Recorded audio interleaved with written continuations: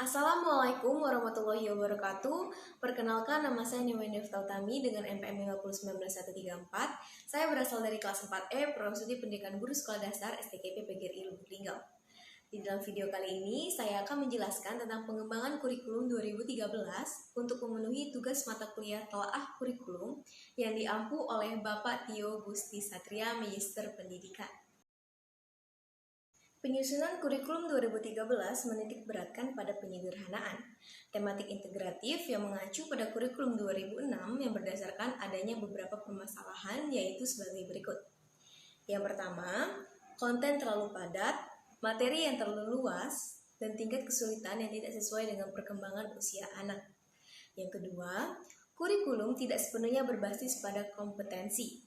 Yang ketiga, kompetensi belum menggambarkan sikap, keterampilan, dan pengetahuan. Yang keempat, beberapa kompetensi yang dibutuhkan sesuai dengan perkembangan kebutuhan, misalnya pendidikan karakter, pembelajaran aktif, keseimbangan skill, dan kewirausahaan. Lalu, selanjutnya, kurikulum belum peka terhadap perubahan sosial yang terjadi pada tingkah lokal, nasional, maupun global.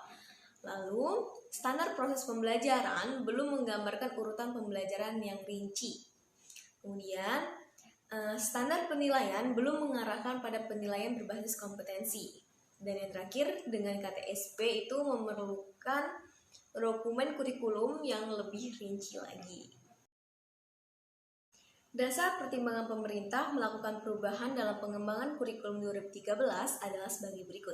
Yang pertama itu karena adanya tantangan internal seperti tuntutan pendidikan yang mengacu kepada 8 standar nasional pendidikan dan perkembangan penduduk Indonesia yang terlihat dari pertumbuhan penduduk usia produktif. Yang kedua, karena adanya tantangan eksternal seperti globalisasi, kemajuan iptek, pergeseran kekuatan ekonomi dunia, dan masalah lingkungan hidup. Lalu yang ketiga itu karena adanya kompetensi masa depan seperti kemampuan berkomunikasi, kemampuan berpikir kritis, memiliki kecerdasan sesuai dengan bakat atau minatnya, lalu kemampuan menjadi warga negara yang efektif, serta memiliki kesiapan untuk bekerja. Lalu yang keempat itu ada persepsi masyarakat, seperti pendidikan itu lebih menitik beratkan pada aspek kognitif. Lalu pendidikan memberi beban terlalu berat bagi siswanya. Lalu pendidikan kurang bermuatan karakter. Nah, yang kelima yaitu karena adanya fenomena negatif yang mengemuka, seperti perkelahian pelajar, narkoba, korupsi, plagiarisme atau plagiat, lalu kecurangan di dalam ujian. Kemudian, landasan pengembangan kurikulum 2013. Yang pertama ada landasan filosofis. Landasan filosofis kurikulum 2013 adalah sebagai berikut. Yang pertama, pendidikan berakar pada budaya bangsa, kehidupan masa kini, dan membangun landasan kehidupan di masa depan. Yang kedua, pendidikan adalah proses pewarisan dan pengembangan budaya. Yang ketiga, pendidikan memberikan dasar bagi peserta didik untuk berpartisipasi dalam membangun kehidupan masa kini. Yang keempat, pendidikan mengembangkan berbagai potensi yang dimiliki peserta didik. Yang kelima, pendidikan adalah proses pengembangan jati diri peserta didik. Dan yang keenam, pendidikan menempatkan peserta didik sebagai subjek yang belajar.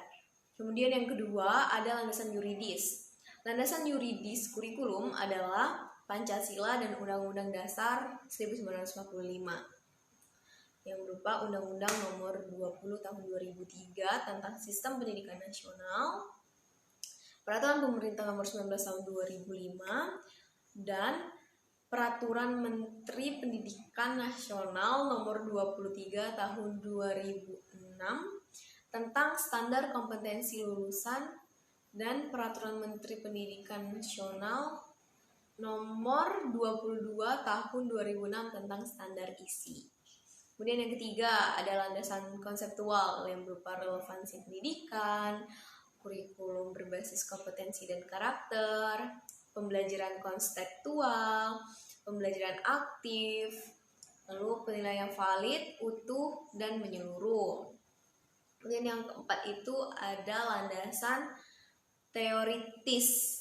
Nah, jadi kurikulum itu dikembangkan atas dasar teori pendidikan berdasarkan standar dan teori pendidikan yang berbasis kompetensi.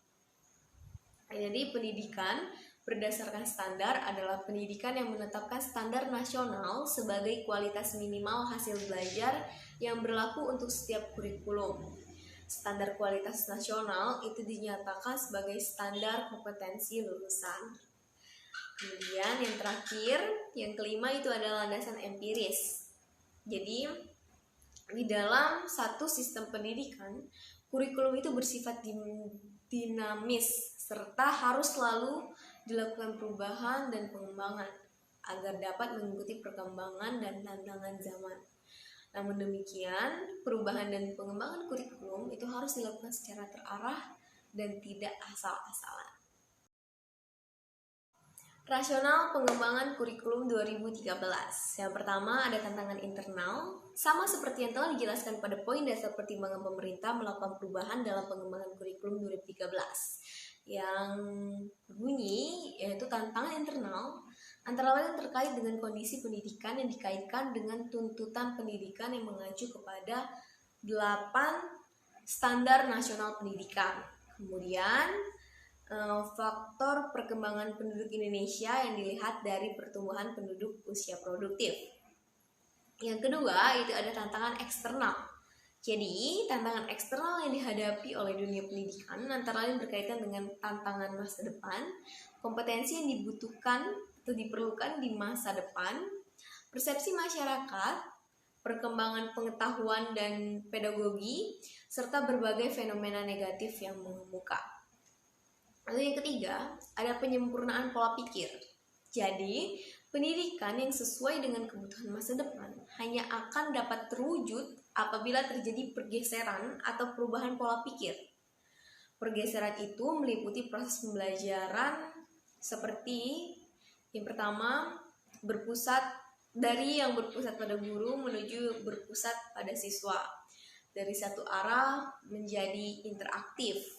Dari isolasi menjadi lingkungan jejaring, dari pasif menuju yang aktif dan menyelidiki, lalu dari maya atau abstrak menuju konteks dunia nyata, kemudian dari pembelajaran pribadi menuju pembelajaran yang berbasis tim.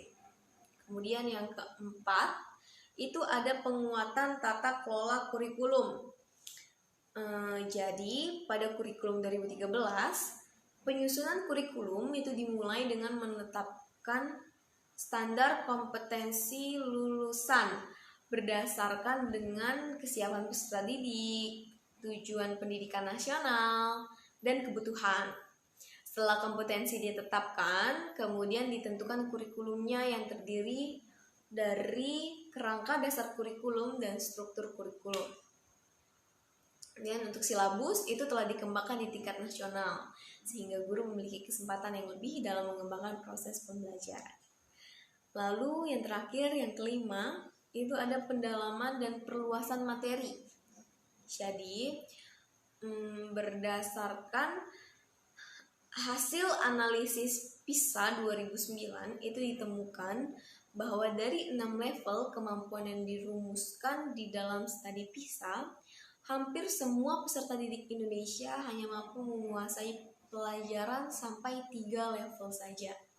Sementara di negara lain, di dalam studi ini banyak yang mencapai level 4, level 5, dan level 6. Manfaat pelaksanaan kurikulum 2013 bagi siswa antara lain, yang pertama, membuat siswa menjadi lebih bersemangat dalam belajar. Yang kedua, cara berpikir siswa menjadi lebih berkembang. Yang ketiga, mendorong siswa untuk belajar memecahkan masalah sosial dan saling menghargai. Sekian yang dapat saya sampaikan, lebih dan kurang saya mohon maaf. Kepada Allah saya mohon ampun. Saya akhiri wabillahi taufik wal hidayah. Wassalamualaikum warahmatullahi wabarakatuh.